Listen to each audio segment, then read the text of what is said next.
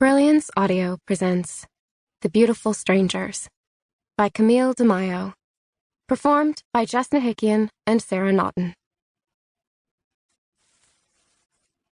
Tom disappeared several stations before we arrived in San Diego, which is just as well, since I have papers in my bag that will begin the process of my leaving him for good.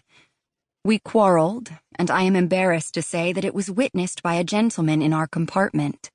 But I believe our words were vague enough that my identity, which I have gone to considerable lengths to conceal, will not come to light. Our argument was no different from any other since I married him 7 years prior. He is a drunkard and a gambler, rapidly wasting away the sizable allowance I'm given by my grandfather. And if pilfering that is not enough, my husband brings his railroad Bible, a deck of cards, and swindles innocent passengers out of their money by challenging them to games of 3-card Monte to pass the time on the tracks.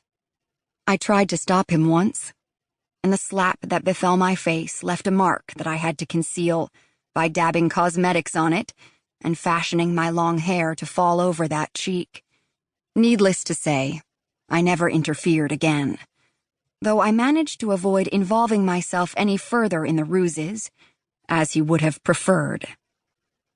Tom's abrupt departure was a greater relief than I know how to express, but it did leave me with 2 problems.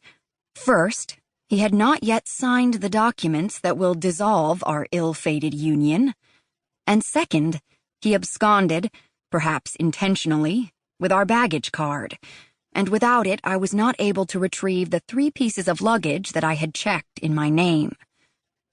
My real name.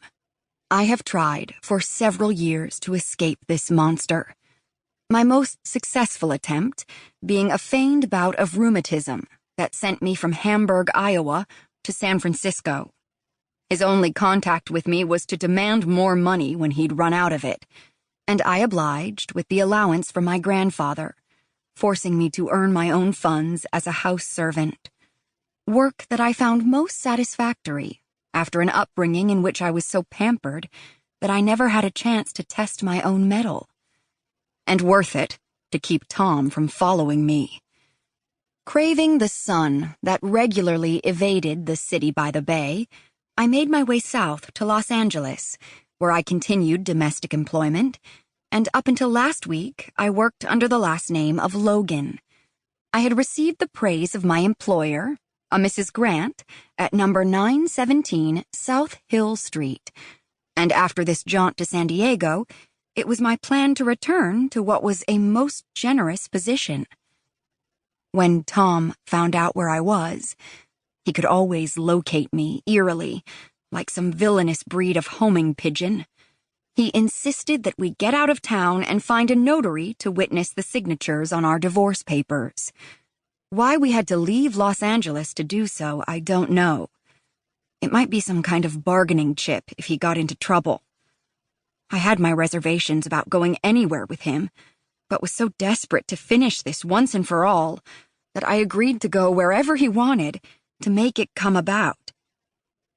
Tom had heard that the Hotel del Coronado was the first building in the world to be fully electric, and for all his many faults, the man has a mind that is eager for new experiences. In fact, that is the very first thing that drew me to him. He had a hunger for life that exceeded the boundaries of Hamburg. I am sure that the island's famed sunshine and spotless beaches were also a consideration. He never did take to the Iowa winters. It was also the southernmost point before crossing the border. How I would have loved to go even farther south and disappear into Mexico myself. But I fear that it would be too difficult for my grandfather's stipend to find me there, and for all the courage I try to cultivate, I am not as brave as I wish.